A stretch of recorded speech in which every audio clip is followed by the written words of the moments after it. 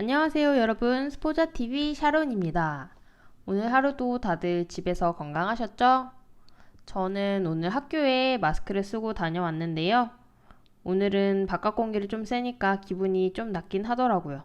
사실 우리나라에서 확진자 수가 좀 감소세를 보이고 있고 다들 좀 경각심이 해이해지고 있는 것 같은데, 그래도 끝까지 우리 개인 위생에 힘쓰면서 코로나 확산 방지에 우리가 조금이라도 일조를 합시다. 그럼 오늘 공부도 같이 한번 시작해 볼까요?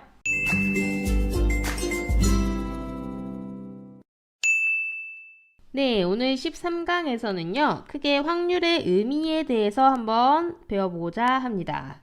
자, 그러면 확률이 무슨 뜻인지부터 한번 알아봐야겠죠. 확률이라고 하는 것은 선생님 여기다가 정의를 좀 써놨는데요.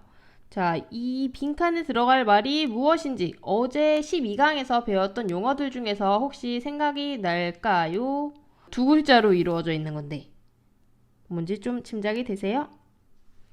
네, 잘 짐작이 안 되는 친구들을 위해 선생님이 같이 알려줄게요. 어떤 시행이라고 하는 거는 어떤 게 있었어요? 뭐 임의로 결과가 정해지는 거죠. 결과 의도하지 않고 뭐 동전 던지기나 아니면 주사위 던지기 이런 것들을 우리가 시행이라고 했었죠. 어떤 시행에서 사건 A가 일어날 가능성을 수로 나타낸 것. 여기서 말이 좀 어려우니까 이렇게 생각하면 돼요. 가능성을 수로 나타낸 것이 확률이구나, 이렇게 생각을 해주시면 됩니다. 그래서 오늘은 확률에 대해서 크게 두 가지를 배울 건데요. 선생님 밑에 이미 써놨죠. 하나는 수학적 확률에 대해서 또 배우고, 그 다음에 통계적 확률, 이렇게 두 가지의 확률에 대해서 배울 거예요. 자, 수학적 확률과 통계적 확률이 뭐가 다른지 일단 선생님이 간단한 예를 들어서 설명을 해줄게요. 얘가 사실 정의를 설명하는 데에도 교과서에서 막 한 페이지씩 쓰고 그러거든요. 그래서 이게 좀 줄글이 많아서 여러분이 잘 이해가 안 갈 수도 있으니까 먼저 예를 하나를 들어줄게요. 어떤 예를 들 거냐면요. 동전을 던지는 거를 예를 들어볼게요. 동전, 100원짜리 동전이 있다. 이런 100원짜리 동전을 던질 때 우리가 앞면이 나올 확률과 뒷면이 나올 확률, 이런 얘기를 많이 하죠. 앞면, 뒷면 나올 확률. 여러분 뭐라고 알고 있어요? 앞면이 나올 확률? 뭐 50%. 뒷면이 나올 확률? 50%. 뭐 이런 얘기를 많이 하죠. 반반이다 이렇게 얘기를 하잖아요. 근데 사실 이 퍼센트라고 하는 게, 이 퍼센트는 100분의 1을 나타내는 거거든요. 그래서 50%다 하는 얘기는 얘가 100분의 50이다. 약분하면 얼마예요? 2분의 1이다. 요런 얘기예요. 뒷면도 그럼 마찬가지로 2분의 1이겠죠. 그래서 여기서는 보통 이제 퍼센트로 나타내지 않고 똑같이 2분의 1이라고 써줄게요. 자, 그럼 앞면 나올 확률이랑 뒷면 나올 확률이 둘 다 어떻게 된다? 2분의 1이다. 이렇게 우리가 얘기를 하잖아요. 이게 바로 이제 수학적 확률이에요. 얘는 앞면 나올 확률, 뒷면 나올 확률 2분의 1이다. 자, 앞면 나올 확률이 2분의 1이다. 얘를 왜 2분의 1이라고 생각하는 거죠?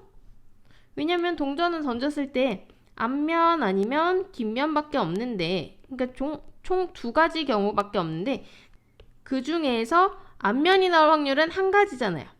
그래서 두 개 중에 한 개밖에 없으니까 앞면이 나올 확률이 2분의 1이야. 이렇게 설명하는 게 이제 수학적 확률이에요. 자, 뭔가 이해가 가셨나요? 그러니까 앞면이랑 뒷면이 나올 수 있는 그 가능성이 동일하다고 봤을 때 두 개 중에 한 개니까 2분의 1이다. 이렇게 하는 게 수학적 확률이고요. 자, 통계적 확률은 뭐냐면, 통계적 확률은 얘를 계속 던져보는 거예요.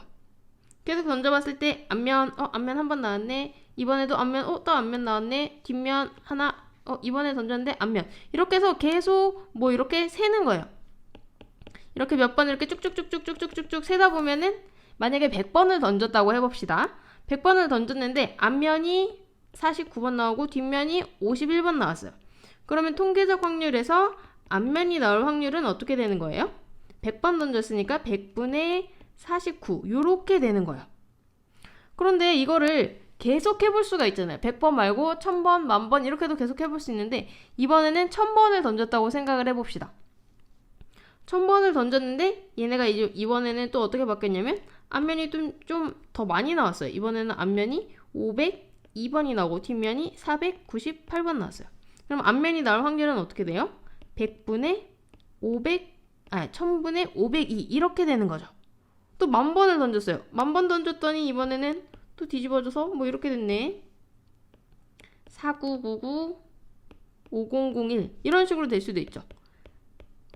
그래서 10,000분의 4999 이런 식으로. 그럼 앞면이 나올 확률이 계속 숫자를 많이 할수록 어떻게 돼요?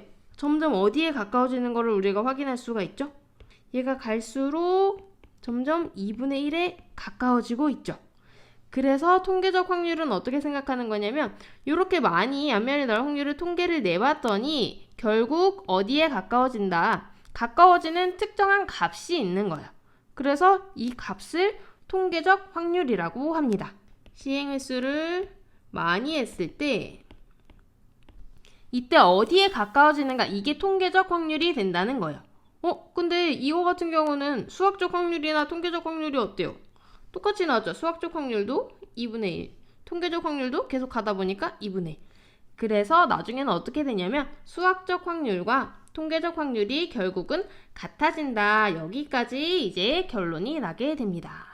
자, 그러면 오늘은 또 이 수학적 확률과 통계적 확률과 관련해서 여러분이 이거를 구분할 수 있는가? 그게 또 학습 목표 중에 하나가 있거든요. 그래서 선생님이 준비한 자료를 보고 이게 통계적 확률일까 아니면 수학적 확률일까 구분해보는 연습도 한번 해봅시다. 제가 간단한 문제 상황을 통해서 여러분이 더 알아볼 수 있도록 두 가지 상황을 가지고 왔습니다. 자, 문제는 다음 상황을 구분하시오 이렇게 되어 있고요. 1번과 2번이 각각 어떤 확률에 속하는지 한번 잘 생각하면서 읽어봅시다. 1번 문제를 보니까 U짝 하나를 던져보니 U짝의 평평한 면이 나오는 상대두수가 0.6에 점점 가까워졌다 이렇게 써져 있죠. 여러분 윷놀이 할 때 쓰이는 그 U짝 아시죠? U짝은 이렇게 평평한 면이 하나가 있고요. 자, 잘 그려졌나요? 그 다음에 이렇게 볼록한 면이 있죠. 자, 이거를 던졌을 때 사실 이 평평한 면이랑 볼록한 면이랑 나올 수 있는 확률이 어떻게 될 것 같아요, 여러분? 같을 것 같나요? 똑같이 50%, 50%, 2분의 1씩 나올까요? 실제로 많이 해보면 어떻게 되는지 이 밑에 있는 표를 보면 살펴볼 수 있어요. 자, 이 밑에 있는 표를 같이 한번 볼게요. 이 첫 번째 줄 같은 경우에는 몇 번을 했는가 그 시행 횟수가 써져 있고요. 두 번째 줄은 그 중에 평평한 게 나오는 횟수가 써져 있어요. 자, 첫 번째 이 칸을 한번 보면요. 시행 횟수는 50번을 했고요. 그 다음에 그때 평평한 면이 나온 게 32번이에요. 그러니까 얘는 28, 아니, 그 다른 거. 이 친구는 18번이 나왔다는 얘기겠죠. 그러니까 얘를 상대도수를 구해보면 50분의 32에서 0.64다 이런 얘기가 되겠습니다. 그러면 그 옆에 있는 거는 이거를 계속 해봤더니 100번을 해봤더니 평평한 면 이번에는 65번이 나왔다는 얘기예요. 그럼 상대도수는 100분의 65 계산하니까 0.65 이렇게 나왔다는 얘기예요. 이거를 계속 하다 보니까 점점 어디에 좀 가까워지냐면 400번대 했을 때는 0.6이 나오고 그러니까 얘네가 0.64, 0.65, 0.63 뭐 이렇게 왔다 갔다 하다가 결국은 어디로? 0.6으로 가까워진다는 것을 확인할 수가 있는 거죠. 그래서 이렇게 많이 해봤을 때 이 상대도수가 어떤 특정 값에 가까워지는 확률 얘는 뭐라고 했었죠? 그렇죠. 이 친구가 이제 통계적 확률의 대표적인 예가 되겠습니다. 통계적 확률이. 자, 이렇게 따지면은 여러분 유시랑 뭐랑 구분할 수 있죠? 유수는 어떤 게 유시예요? 그쵸? 요 앞에 있는 이 친구가 4개가 나오면 유시죠. 그 다음에 뒤에 좀 이 친구 볼록한 면이 4개가 나오면 뭐가 되는 거예요? 그럼 유시 나올 확률이 더 클까요? 뭐가 나올 확률이 클까요? 그렇죠. 유시 나올 확률이 더 크죠. 요 평평한 면이 0.6 정도로 더 잘 나오니까요. 그래서 유시 4칸 해가고 뭐가 나오면 5칸이 나고 뭐가 나오기가 더 어렵다. 이렇게 생각을 하시면 되겠습니다. 자, 그러면 2번은 어떤 내용이 나와 있는지 같이 한번 볼게요.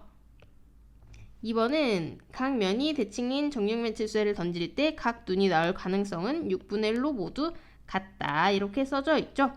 그러니까 각 면이 대칭이라는 거는 뭐를 생각을 하고 있는, 뭐를 내포하고 있는 거예요? 각 눈이 나올 가능성이 같다. 그쵸? 요거를 얘기를 하고 있는 거죠. 면이 대칭이면은 이건 사실 좀 약간 이상적인 주사위를 생각해야 되는데요. 어떤 주사위든 이렇게 딱 많이 던지다 보면 한쪽이 다를 수도 있고 그렇긴 하거든요. 어쨌든 이렇게 이상적인 상황에서 각 눈이 나올 가능성이 같다고 봤을 때 그러면 뭐 1이 나올 확률도 6분의 1, 2가 나올 확률도 6분의 1 모두 다 6분의 1이 되겠죠. 이거는 무슨 확률이다? 수학적 확률이다. 이렇게 생각을 할 수가 있겠습니다. 자, 이제 여러분 확률의 큰 두 가지 틀, 통계적 확률과 수학적 확률 구분하실 수 있겠죠? 그러면 이제 교과서를 통해서 정확하게 어떻게 서술이 되어 있는지 정의에 대해서 한번 알아보도록 할게요. 자, 확률과 통계 교과서 103페이지에 수학적 확률이라고 나와 있죠? 수학적 확률부터 같이 한번 볼게요. 자, 여기서는 방금 우리가 배워봤던 그 수학적 확률의 예가 써 있습니다. 한 개의 주사위를 던지는 요 시행에 대해서 생각을 하고 있죠. 이때 나오는 눈의 수가 무엇인지 정확하게 예측할 수는 없지만 나오는 눈의 수는 1, 2, 3, 4, 5, 6 중에 하나이다. 그리고 각 눈의 수가 나올 가능성이 모두 6분의 1이라고 할 수 있다. 이렇게. 그 다음에 이제 확률의 정의가 나와 있어요. 확률의 정의 한번 동그라미 치고 읽어볼까요? 어떤 시행에서 사건 A가 일어날 가능성을 수로 나타내는 것을 확률이다. 그러니까 가능성을 수로 보여주는 게 확률이라는 거예요. 예를 들어서 뭐 비가 올까 안 올까 이런 거에 대한 얘기도 비가 올 수도 있고 안 올 수도 있어.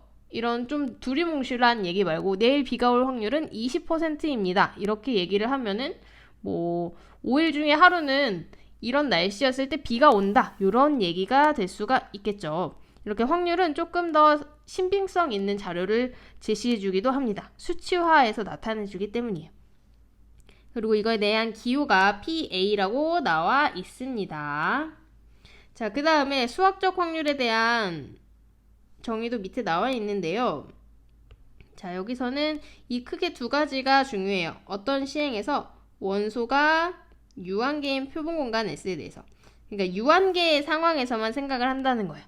예를 들어 동전도 앞면 뒷면 딱 두 가지죠. 주사위 던졌을 때 1, 2, 3, 4, 5, 6 6개의 면이 있다. 이렇게 원소가 유한계일 때 각 근원 사건이 일어날 가능성이 모두 같은 정도로 기대될 때 그러니까 가능성이 같다. 이게 이제 저희가 정의할 수학적 확률에서의 큰 두 가지 조건이거든요. 원소가 유한계인 표본 공간에서 그다음에 가능성이 모두 같은 정도로 기대될 때 사건 A가 일어날 확률 PA를 이렇게 정의를 한다. 그리고 얘를 A가 일어날 수학적 확률이라고 한다. 그래서 이 식을 잘 보시면은 표본 공간 전체 원소의 개수 분의 사건 A의 원소의 개수 이렇게 되어 있죠. 이렇게 줄글로만 써 있으면 무슨 얘기인지 잘 모르기 때문에 밑에 있는 예제를 보면서 무슨 말인지 수학적 확률에 대해 조금 더 알아보도록 합시다. 자, 예제를 같이 한번 볼게요. 문제를 읽어보니까 한 개의 주사위를 2번 던질 때 나오는 두 눈의 수의 합이 9일 확률을 구하시오. 자, 그럼 한 개의 주사위를 2번 던질 때 이게 이제 전체 경우의 수를 나타내는 게 되겠죠. 전체 경우의 수는 그럼 몇 가지가 될까요? 하나의 주사위를 던졌을 때 나올 수 있는 거, 아이고 주사위를 너무 못 그렸는데 하나의 주사위를 던졌을 때 나오는 게 6가지가 나올 수가 있죠. 그 다음에 또 두 번째 주사위도 던졌을 때 나올 수 있는 거 몇 가지? 6가지. 그래서 전체 경우의 수는 36가지다. 이렇게 생각을 할 수가 있겠죠? 예를 들면 어떤 게 있어요? 다 써볼 수도 있는데 1, 2 이렇게 해가지고 1, 3 쭉쭉쭉 해서 1, 6까지 있고요. 또 2, 1, 2 이렇게 해서 2, 6까지. 이렇게 해서 쭉쭉쭉쭉 다 세다 보면은 6까지 해서 6가지 곱해서 36가지 이렇게 확인할 수 있겠죠? 이때 나오는 두 눈의 수의 합이 9일 확률을 구하시오. 이렇게 되어 있죠. 그러면은 두 개를 더해서 9가 되는 게 어떤 게 있는가 요거를 생각을 하는 거예요. 자, 그럼 첫 번째 줄부터 생각을 하면은 1에다가 뭐를 더해서 9가 나올 수가 있을까요? 안 되겠죠? 6까지밖에 못 더하잖아요. 그럼 2에다가 뭐 더했을 때 9 넣으려면 7이 돼야 되는데 7은 주사위 없죠. 그래서 우리가 생각할 수 있는 게 이제 3부터 생각을 하는 거예요. 자, 그럼 나올 수 있는 게 3 더하기 6이 9잖아요. 그러면 3,6 요렇게. 그 다음에 또 뭐 있을까요? 이제 하나씩 생각해보면 돼요. 4랑 5 더해도 9죠.